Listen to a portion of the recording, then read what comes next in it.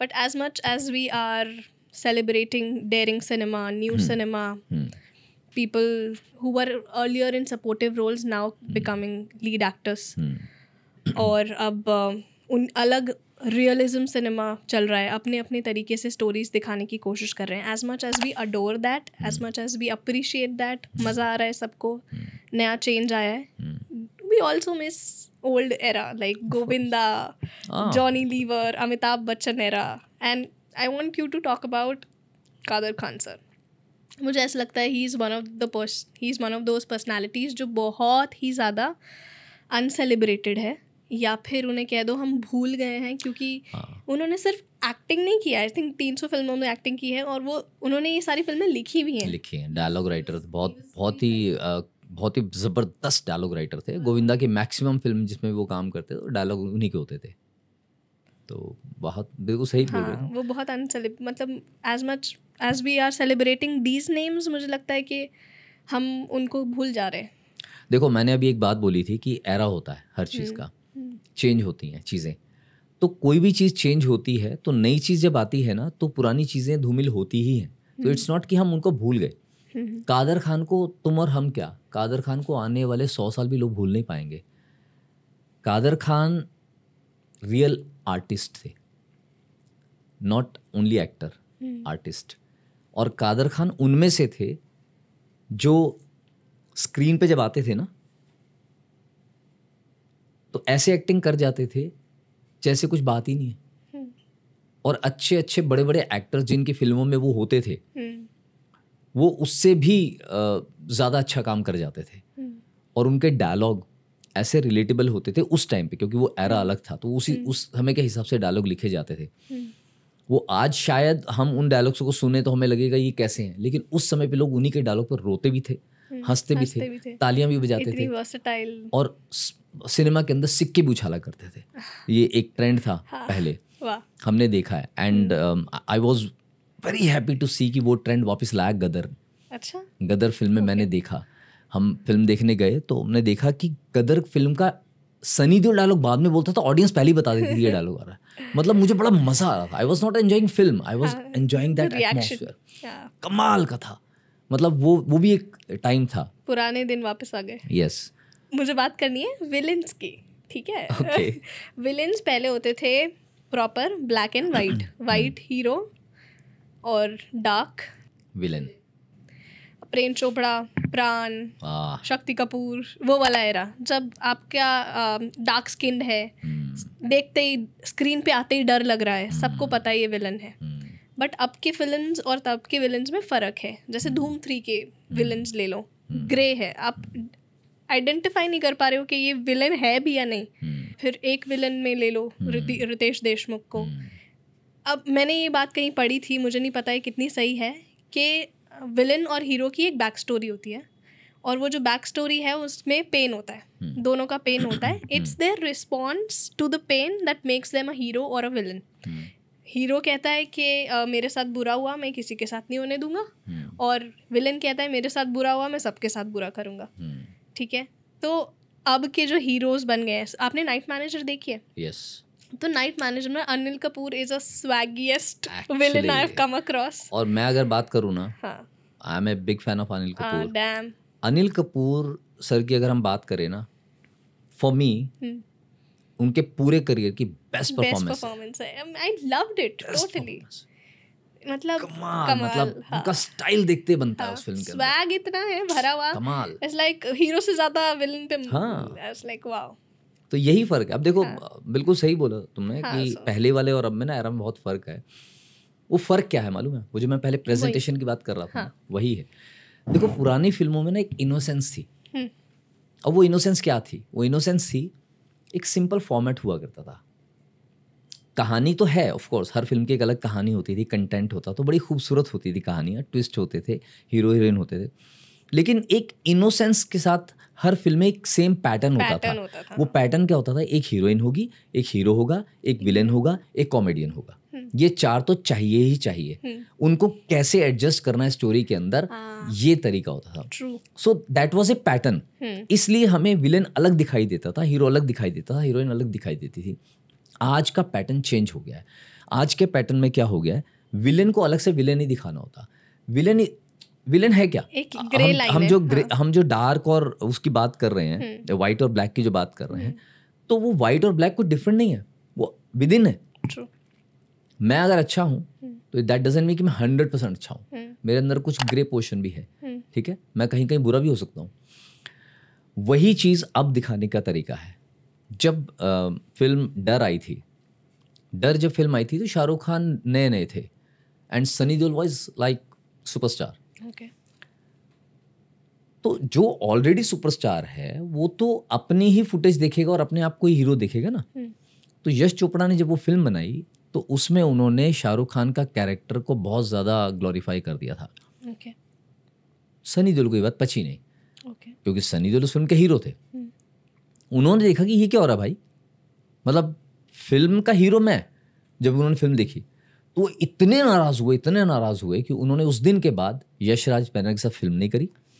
उन्होंने उस दिन के बाद शाहरुख खान से बात नहीं करी, कभी उसके साथ स्क्रीन शेयर नहीं करी वो दिन। और ये गदर, अब गदर फिल्म के बाद पहली बार we have seen Shahrukh Khan and Sunny Deol together.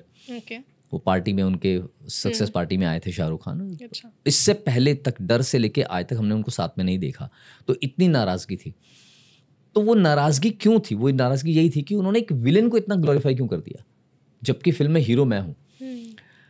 Problem क्या थी? वो अपनी जगह सही थे, लेकिन यश चोपड़ा जो है ना, वो ना हमेशा टाइम से आगे रहे, इसीलिए वो यश चोपड़ा है।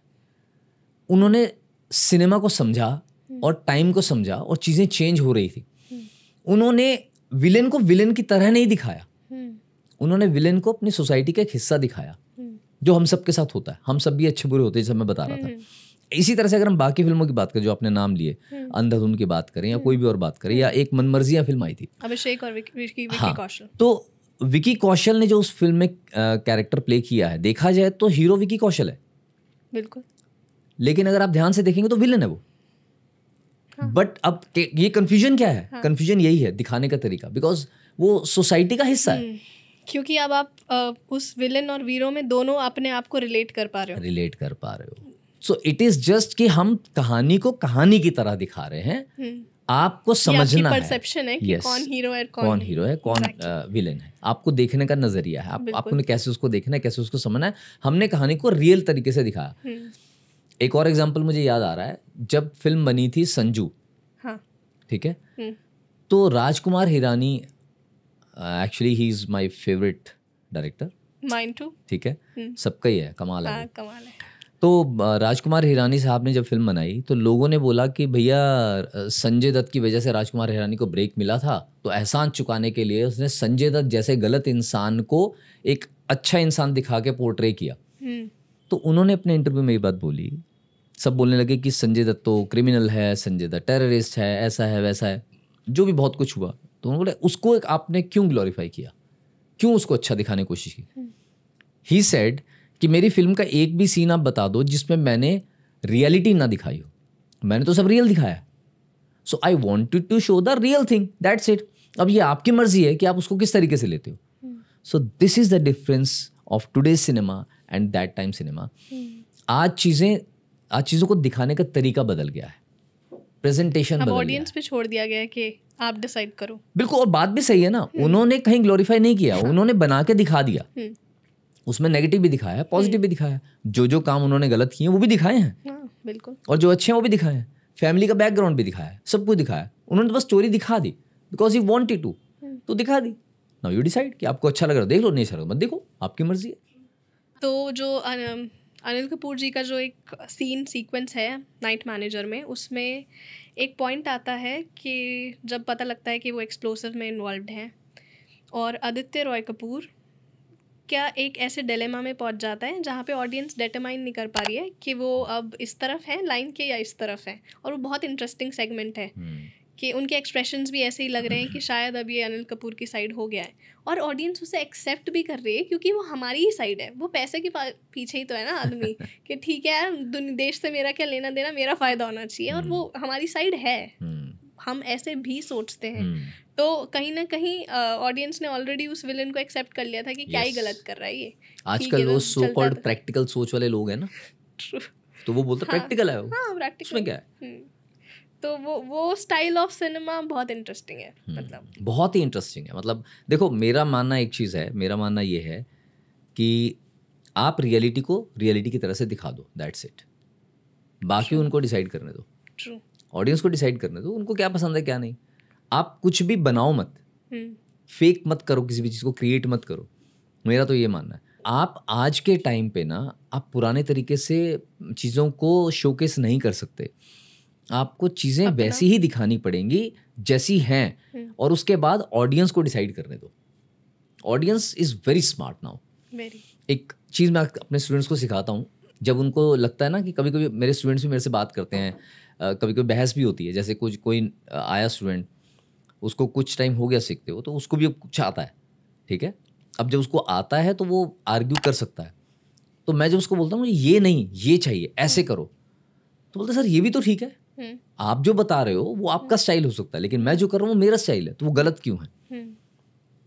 तो फिर मैं उनको उस तरीके से समझाता हूँ कि बेटा तेरा और मेरा कुछ नहीं है, एक ही स्टाइल है, वो है ऑडियंस।